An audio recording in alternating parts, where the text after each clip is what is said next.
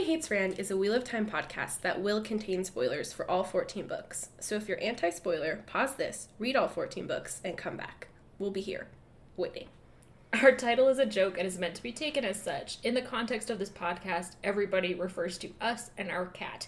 You are free to feel however you want about Rand, who is a fictional character. Don't DM us.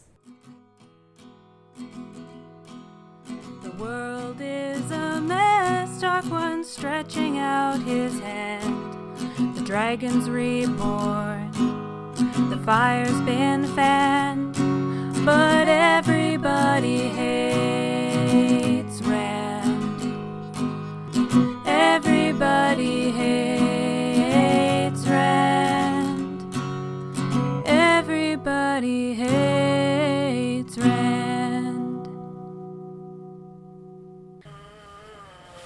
Would it help if we...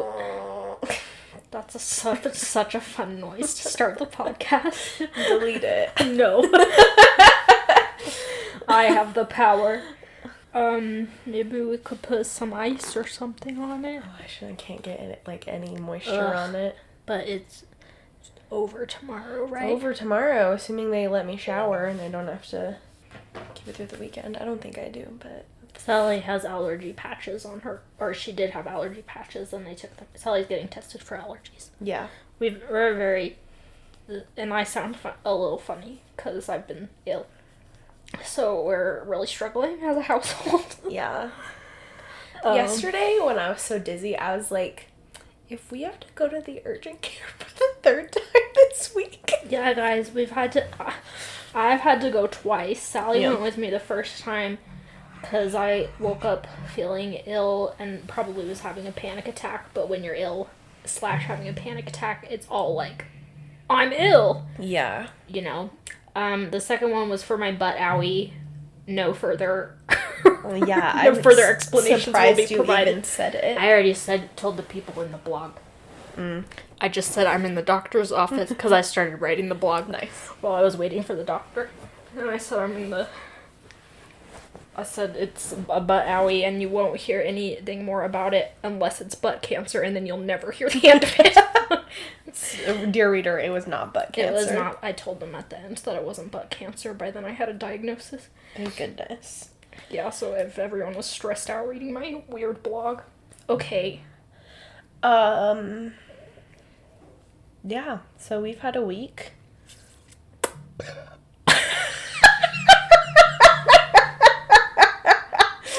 Oh, that was perfect.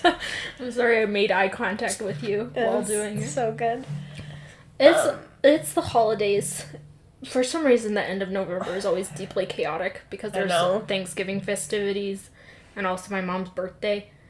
So, I have my mom's birthday tomorrow as we're recording, and then I have to go to extended family Thanksgiving on Sunday, and I'm like, should I wear my sluttiest sweater? Probably. Yes. To make a statement. The statement being, I don't want to be here. Yeah. Which one's your sluttiest sweater? My deep V green one. Nice. It's a good sweater. It's really only slutty if I don't wear a bra with it. It's a good sweater. But, yeah. It's a fun sweater. Yeah, November is, the weirdest month in the world, I guess. Actually, I think February is the weirdest month. February and November are similar months. Yeah. But, November has some redemptive moments, like I get time off for a holiday, and I do get, if not good food, a great quantity of food. And usually there are good pies involved, at least. Yes. February has nothing. It's just a long stretch of nothing. It does technically have Valentine's Day if you're into that, but... I was not even thinking of Valentine's. I forgot Valentine's Day was a holiday. I was thinking of Martin Luther King Day and how I get time off of work for that. And Groundhog Day usually is in February. That was my grandfather's birthday. I only remember that because it was on Groundhog Day.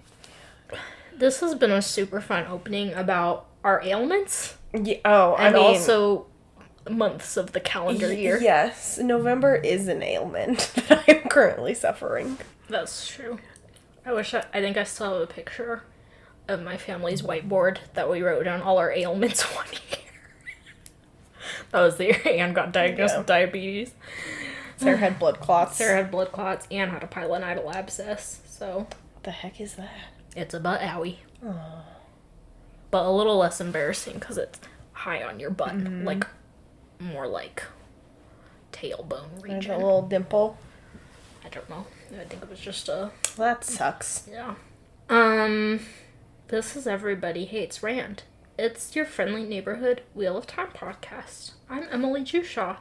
And I am Sally Goodger. Another problem with our opening is that I haven't watched any Naruto this week. So I don't have any updates. Yeah. I know, I've been trying to be, like, productive in the evenings because we have, like, a busy weekend. Like, I'm seeing my friends tomorrow, and then we have Friendsgiving on Saturday. You're seeing your friends tomorrow? Yes. I didn't even know that. Oh, sorry. Over at Julie and Nathan's? Yeah, we're gonna go, we'll see if this happens. We're gonna try and go to the new bookstore that opened.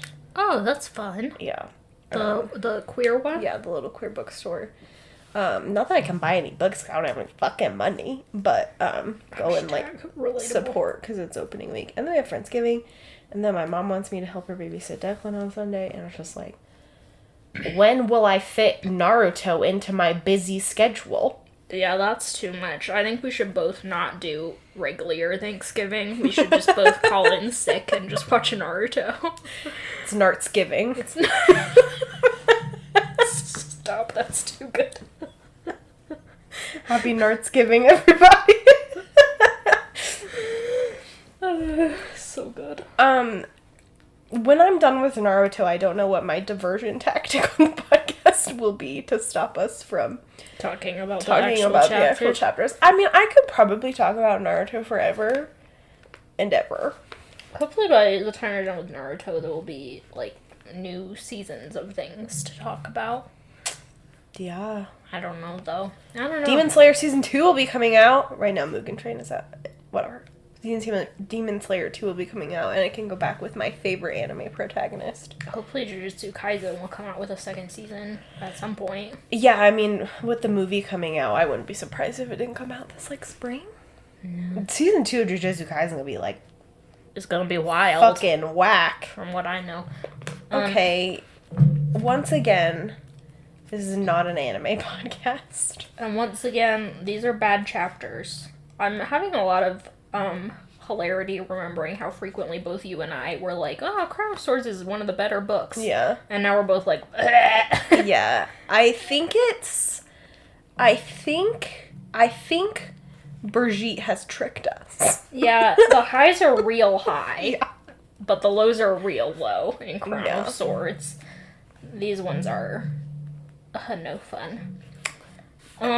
Yeah, I mean, it starts with Elaida. How much less fun Yeah, it starts can with it get? Elaida having a dream sequence in which everyone is, like, worshipping her. Which... No comment. I mean, what's there to say? Yeah, there are 3 chapters. I'll run through a quickish synopsis. Okay. In the first one, we bounce around several points of view in the White Tower as Elaida finds out about the disaster of Dumai's Wells, although she doesn't get really complete information, I would say.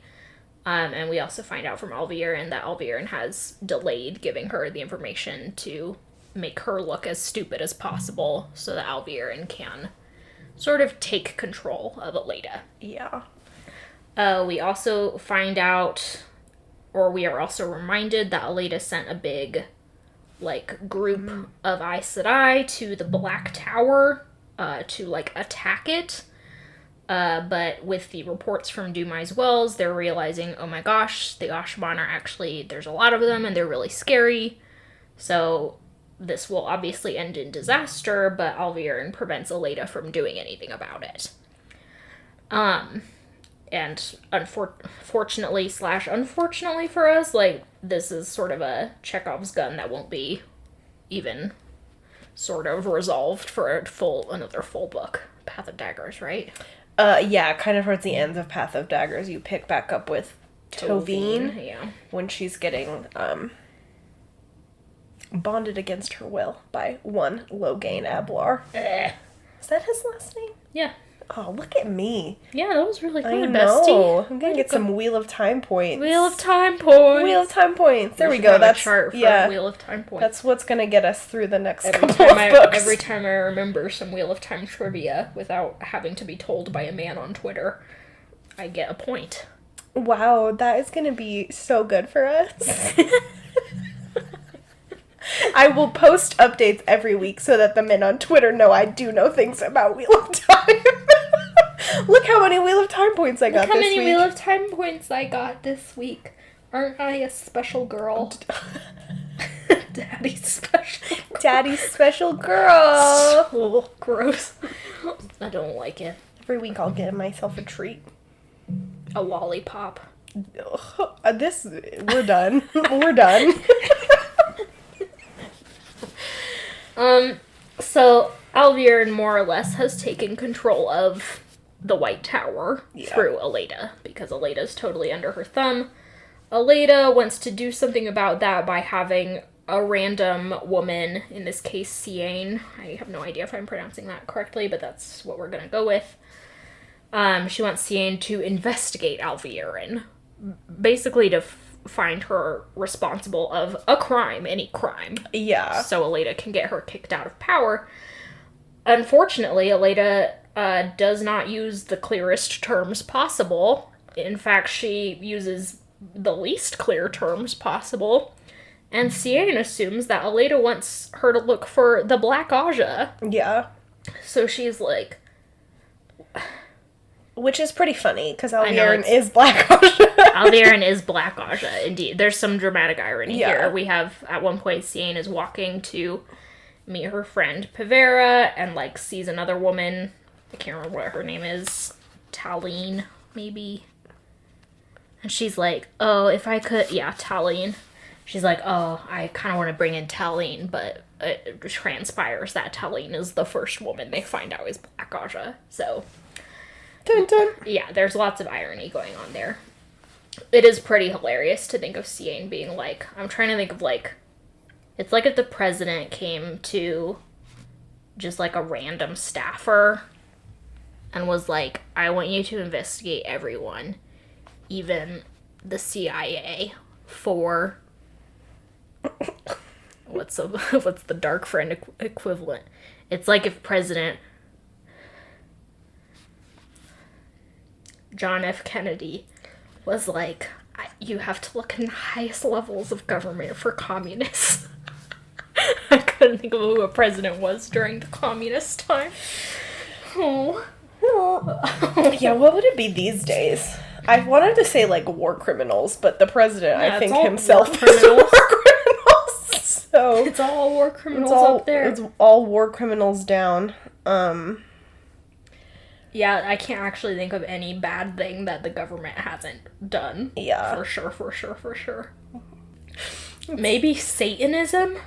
But, like, actual Church of Satan people are, like, cool. Yeah. That's cool. But, like, satanic people, like in the Satanic Panic days. Oh, yeah. People who are, like, actually doing... Which no one actually stuff. was actually doing yucky stuff. That was what the Satanic Panic was. Satanic Panic, Red Scare. Just everyone being afraid. What are we all afraid of? This has been, like, the worst. This has been, like, a segment of drunk history. And I'm not even drunk. We are sick, though. Welcome to Sick History. Sick history. It's just me with a sore throat. Trying to explain historical events. Who was the president during the communism? President during communism. U.S. history specifically, because if they put me in charge of, like, ancient Roman history, I'd knock it out of the park. I feel like I know less about U.S. history than probably any given European child. Like, for some reason my brain refuses to accept it, which is not good. I actually know a lot about U.S. history because I edit a U.S. history textbook. Yeah. But, like, only at a 5th grade level. That's as high as it goes. Are you smarter than a 5th grader? I'm about as smart as a 5th grader. No smarter. I will not. I am no smarter than a 5th grader. I am no smarter than a 5th grader. Okay, Siain goes to her friend Pevera. Pevera's kind of important, I guess, especially to Branderson. But she's like, help me hunt down the Black Aja, because all your family got killed by dark friends. And Pevera's like, fuck yeah, and, like, cocks her rifle. Yeah. I'm in. Opens a door and she's got like 97 shotguns. Yeah, she like escorts Cian into the back to her like John Wick arsenal. Yeah, of and weapons. she's like, let's do it. Pavera's hardcore in the next 2 books when they're torturing women in the basement. Yeah. So it's a really I find like I know conceptually the entire like they end up sort of torturing women in the basement. That's all very bad. Morally, it's very bad. Yeah. Narratively, I find this plotline very funny. I know, it's such like a funny distillation of like Elaida's incompetence and how it just like spirals out of control. Yeah, Elaida's incompetence has reached such a level that like 4 or 5 highly competent women will begin to do quite a bit of good work rooting out the Black Aja. Yeah. And then like 3 books later when Egg comes in and is like, here, I actually have a list of all of the Black Aja, they're like, oh, we already got like 20 of them handled. And they're like, know? yeah, and they're all dead in the basement. And want to see the bodies. And Egg's like, what the fuck happened in here? Lolita has once again, what's that term?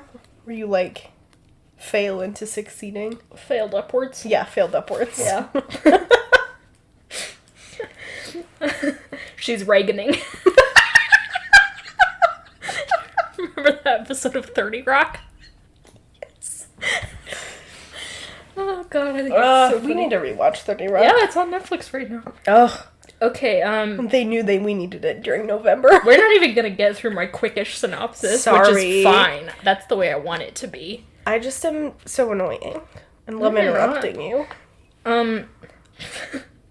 Then it's a chapter called A Bath, and I feel like there's a chapter called Leave Taking or whatever Yeah. in every Wheel of Time book. There's also a fucking bath-centric chapter. Robert Jordan is notorious for bath-centric monologues. Well, and this one is especially bad because... It involves sexual harassment. Yes. For the layers here are pretty... This chapter is a dense little nugget. of bad. So we pick up with Rand in a depressive state. I know you'll think, well, that's nothing new, but it's particularly bad this time around. Yeah. And it takes us quite a while to get there, but eventually we figure out that it's because he believes that he raped men after their 100% consensual encounter. I feel like the chapter, this depressive state plays an interesting role because as we talked about in the last chapter, in the chapter where they had sex, which Cambria was the guest on, I believe it was that episode. An argument can be made that it was not 100% consensual on Rand's part. As soon as I said that, I was like, oh wait, I don't believe it was 100% consensual on Rand's part, and both of them were in pretty bad emotional states. Yeah, so I feel like it's Rand is having an interesting response to a sexual assault, perhaps. Yeah. Or just like a not great sexual encounter. Yes. Either way. And this is sort of also written to be a culmination of a lot of bad things going on in Rand's life. It is perhaps a delayed response to the trauma of Dumais Wells. Being kidnapped and put in a fucking box. And everyone's like, the Dragon Reborn is fine. Yeah, he's like, it's cool. It's all fine.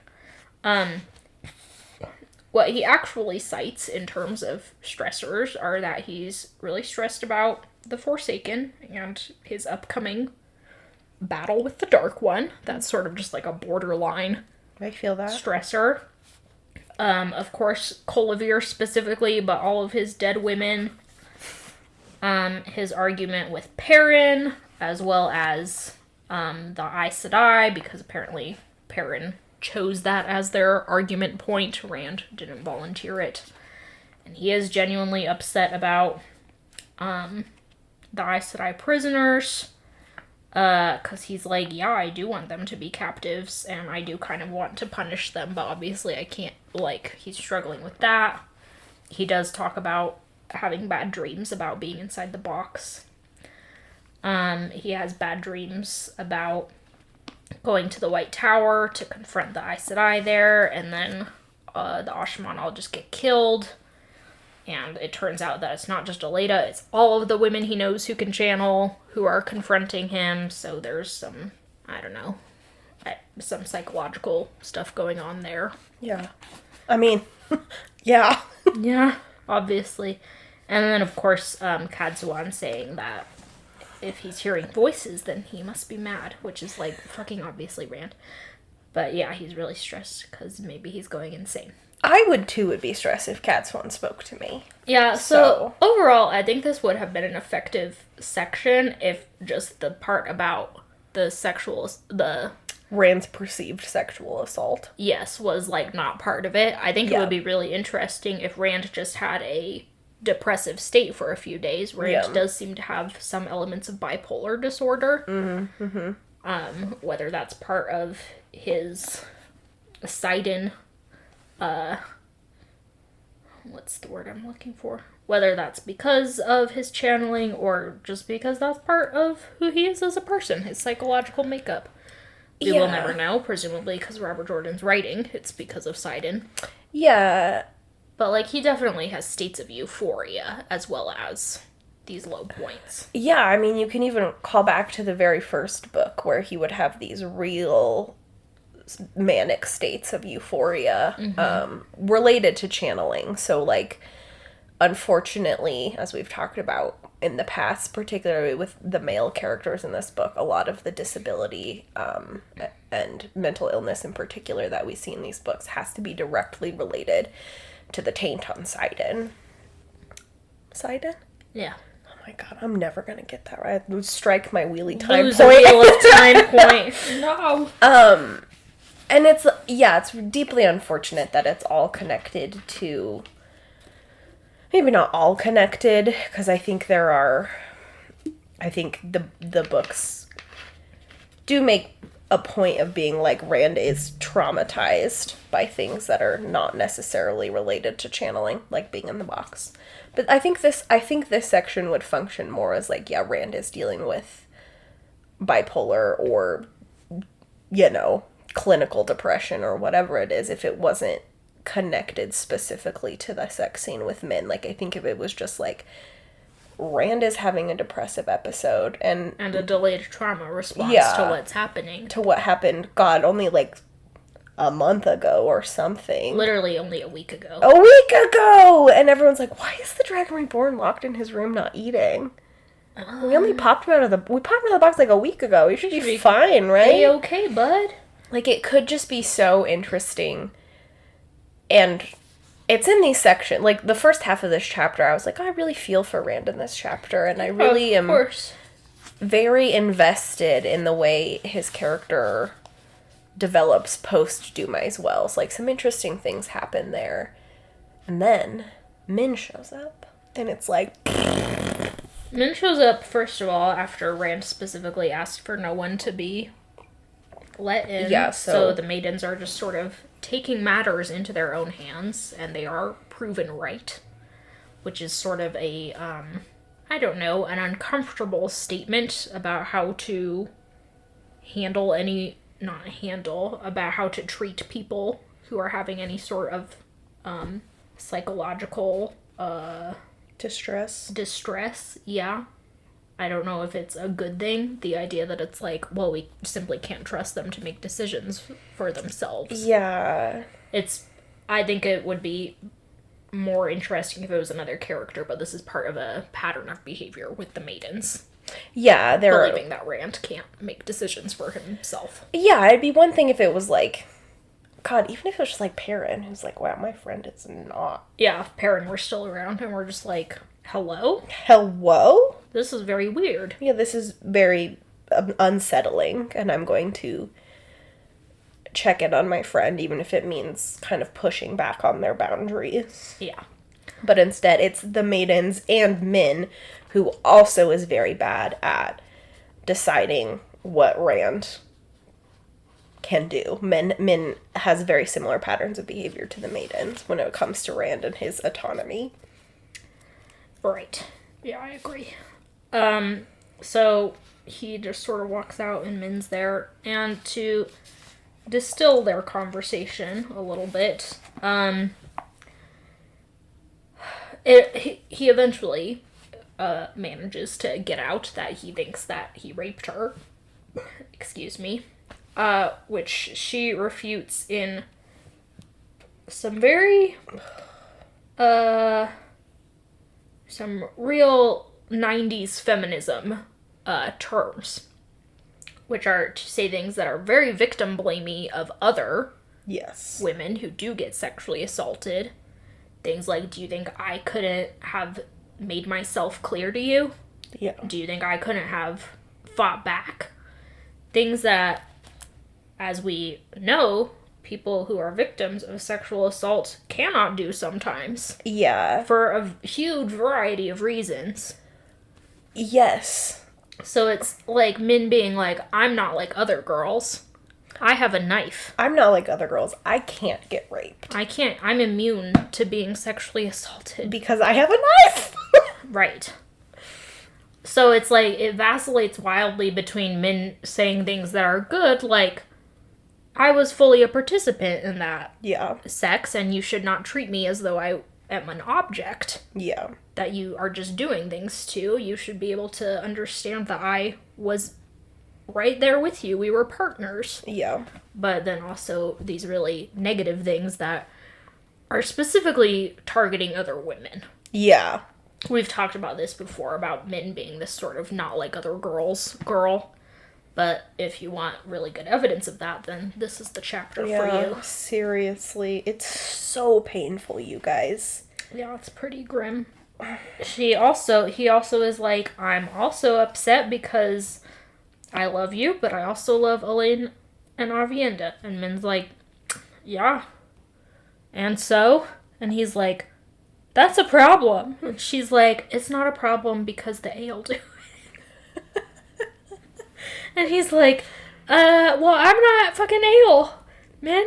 Yeah. I think it is a problem. And she's basically just like, don't worry, we've got it handled. And it's like, that's not really you guys can't have one conversation about polyamory and then be done with it. Yeah, it's... If we even want to call this polyamory, I wouldn't. I wouldn't either. It's not like Avienda and Elaine get to kiss, despite the fact that they are in love with one another. Yeah, fuck if they were. Obviously, then that might be polyamory, but no, we just have this sort of version of polygamy. Yeah, where the man feels really bad about it, so it's okay. It's feminist because he feels guilty about having sex with 3 women. Yeah. No, it's this very, like... Rand is like, I'm pretty much a monogamous person being confronted with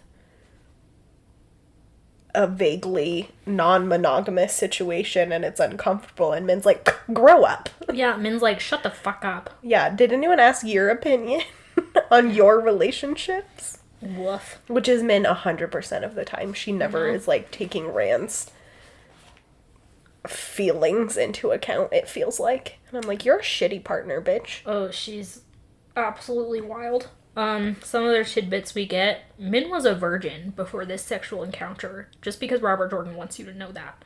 We have had absolutely no indication that Min hasn't had a healthy and vibrant sex life prior to this point. She's in her late 20s.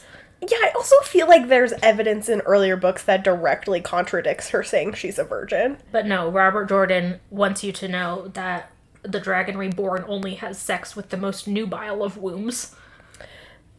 I'm going to assassinate you for that statement. That's what is happening! Yeah, it also, like... Only virgins for the Dragon Reborn. It seriously does go out of its way to be like, all 3 women were virgins. He took all of their virginities. Yeah.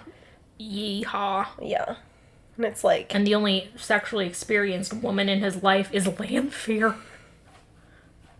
Who's evil. I just think Robert Jordan... We're gonna fight in hell. So... Yeah, I'm ready. I'm gearing up. I'm gonna bring on my deathbed. 96 I'm theses. coming, Jack and Will will be peacefully standing beside your bedside. We believe our Aunt Emily was possessed in the final moments of her life. Aunt Emily, do you have any last words? I'm gonna fight you in hell, Robert. Who's Robert? I'm coming. Brace yourself. Yeah, sorry, continue with your points. Min was a virgin. With my litany of of word crimes that Robert Jordan has committed. Yeah. Oh gosh. He at one point is like, if you don't quit that, I will spank you. And she's like, ooh. She's clearly excited by this. At one point, he actually raises his hand threateningly, and she, subsides whatever she was saying. So... Isn't it nice to threaten violence? Remember that whole I'm episode? threatening violence right now. Robert Jordan, get ready. Remember that entire episode we had where we talked about domestic violence? That was 2 episodes ago. And here we are again. And it has been applicable every episode since. Woof. A good thing Min says is that Rand can't choose whether or not she gets sent away. She's like, I'm a grown-up and I can choose to stay with you if I want. And he's like, that sounds fake, but okay. I don't know why she wins her in this. I don't know how she wins where Elaine and Avienda did not, but... I don't either. She's the girliest girl boss. The bossiest girl boss. Just that she's the bossiest of them, somehow. When Elaine is in the group. They're all so bossy. I guess Elaine didn't really try and stay with Rand. I just want to say one quick thing. Yeah? I feel like it would be totally fine for Min to be in her late 20s and still be a virgin, because that is totally a thing. Clarified that. Many people do not lose their virginity when they're 18, like Elaine does. Or ever. Also, virginity is a social construct. Yeah, have sex or don't have sex. It's cool. It's totally fine. Cool. It is just disgustingly applicable in these conversations because Robert Jordan makes it. Yeah, Robert Jordan has never conceived of a woman who hasn't had sex if she's past the age of 19. Yeah, he's like, Min was basically a dried up old maid until Rand came and saved her pussy. Yeah. So, that's just a point. Sorry, I was just thinking about that. No, thank you for adding that. Then Min and the Tybalt, maidens... don't do it. Oh, don't scratch. He's gonna try and open the sliding closet door. It's been driving him crazy. Min's also been telling Rand this entire time that he smells. Which I feel like is rude, because it's only been 4 days. Sally hasn't showered in 4 days, and she does not smell. Oh, thanks. Yeah, it isn't actually... That's not a burn on Sally. Sally can't shower because of the allergy test thing. Yeah. Sally is disgusting. It doesn't shower. Sally hasn't showered in 4 days. But I also feel like, objectively, 4 days is not that long of a time to go without showering.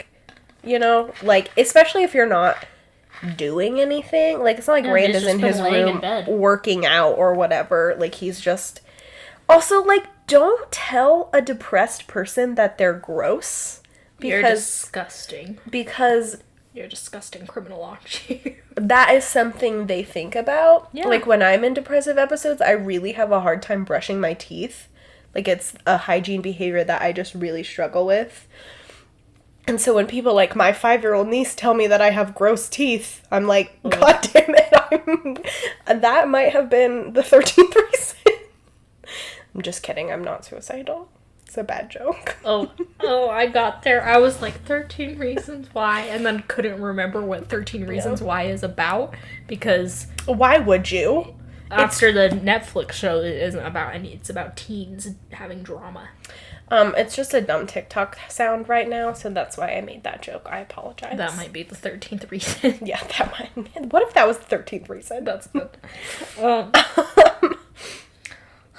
So Rand has a bath.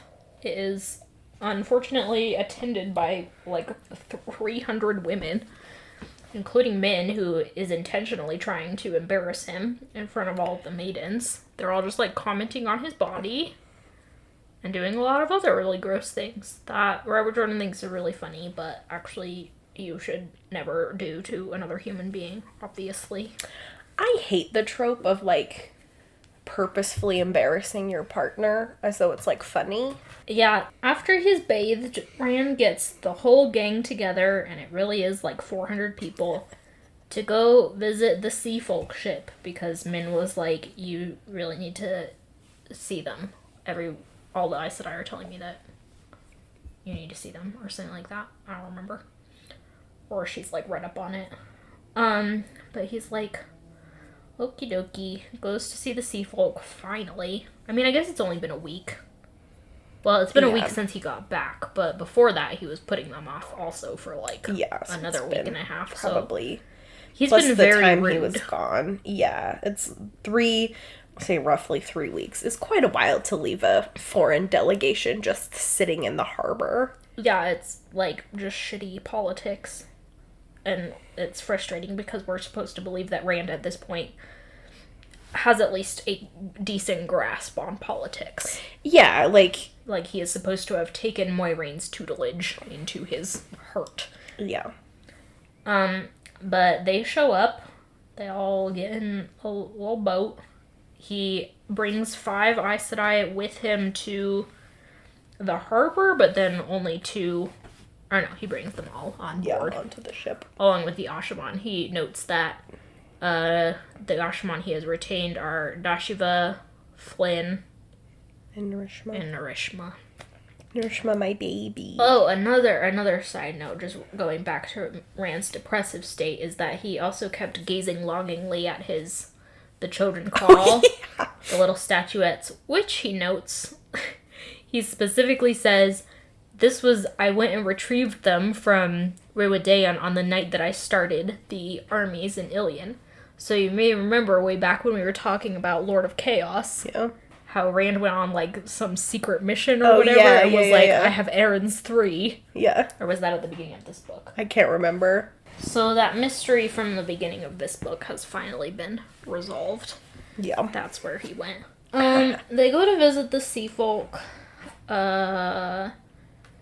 Rand gets aboard with the Aes Sedai, the Ashaman, Min, and I assume a couple of guards. Yeah.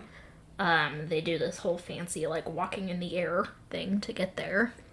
Pomp and circumstance. Yeah. And Rand immediately, although it takes him a little while to figure out that this is what's going on, begins exerting his influence as Ta'veren over the sea folk. They, like, immediately hail him as the Coromor, when that could have been, like, a bargaining point. Yeah. And he kind of starts getting what he wants right off the bat. He ends up going... Oh, sorry, I'm going out of order, but earlier when he was, like, greeted by the 5 Aes Sedai, he was like, I sent for 7 of you. And he was told that Varen was questioning the White Tower Aes Sedai. This is a reference to Varen's lobotomy tent, which we'll get at the beginning of Path of Daggers, where she starts putting compulsions on women to serve Rand. Could this go poorly? Who's to say? Usually brainwashing and mind control goes really well. Read and find out. I'm rooting for Varen.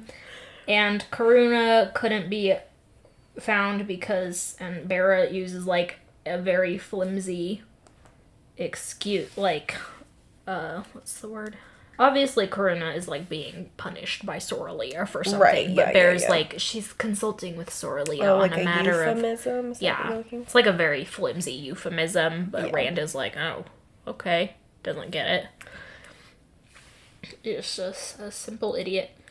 Anyway, he's like, I'm sick of talking to you, Bera, so I want Marana to be in charge from now on. And that's just, like, throwing a wrench in the whole Aes Sedai system, which I mostly find pretty funny.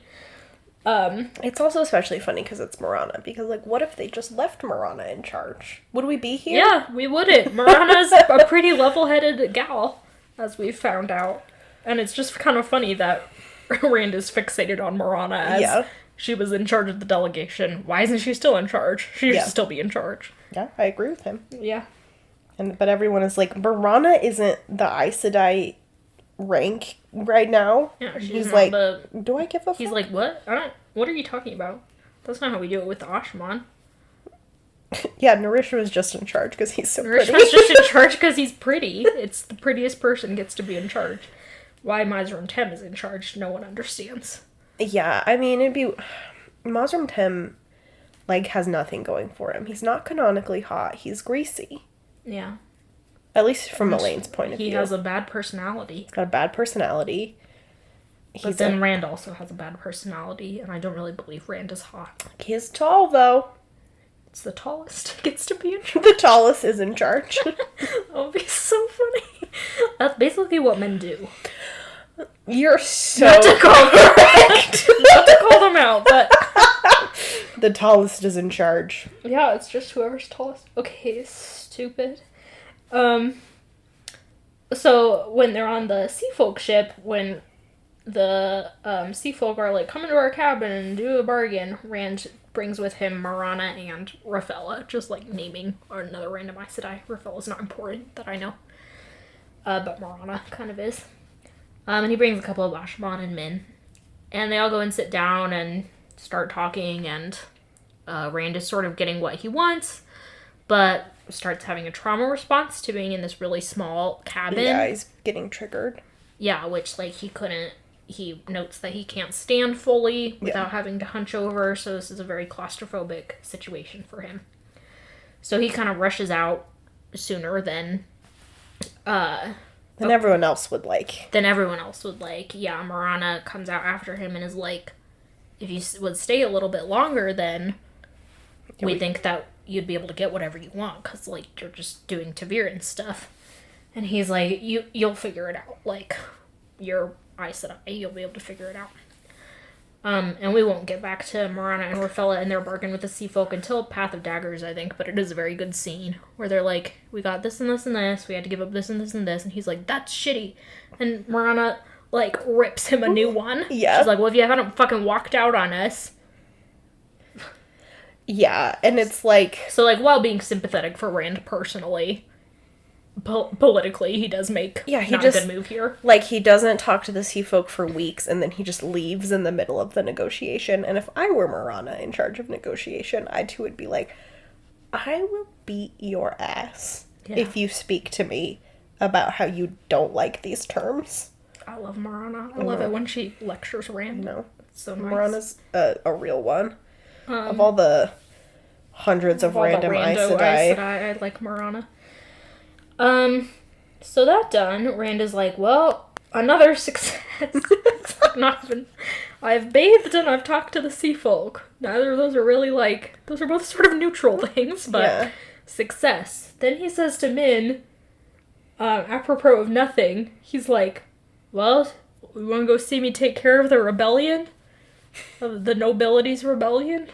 And she's like, what? She's what like, are you talking about? Me? So that's where Rand's going. I forgot about this scene. Yeah. Into this little woods. Section. Into the thick of it. That's literally a chapter title. Where Rand will get his second Fisher King wound, and also, keep doing ta'veren stuff. He's having a ta'veren kind of day. Because he bathed. Because he bathed. Sorry, our heater just came on if you hear that background noise. It's because it's fucking cold. Well, that's those 3 chapters, and I feel like we did a really good job covering them. I agree. And I have no regrets. I have some regrets. No regrets. # no regret. And I'm mostly ready to be done. So, thanks everyone for listening. And thanks to Glenna Mackenzie for our theme song. And thanks to all of our patrons on Patreon. This week that you're listening to this will probably be my last week covering the blogs. And then we'll get back into Sally talking about Crossroads of Twilight. I can't think of any fun things to call it. Like how Winter's Heart was Winter's Fart. I will think of something. I've got 700 pages or whatever to think it through. Yeah. That means I have to start Crossroads of Twilight this weekend, probably. Sorry. I just like to get a few blogs under my belt. Yeah. But I will be back with Crossroads of Twilight. Do you have anything to add? No. No. Okay, do you want to sign off? This is such an old one, but I was thinking about it today because I was addressing envelopes. One time at my glassblowing job in New York City, I got yelled at for not ripping. You know how when you have a roll of stamps and you take it off and there's the wax paper? Yeah.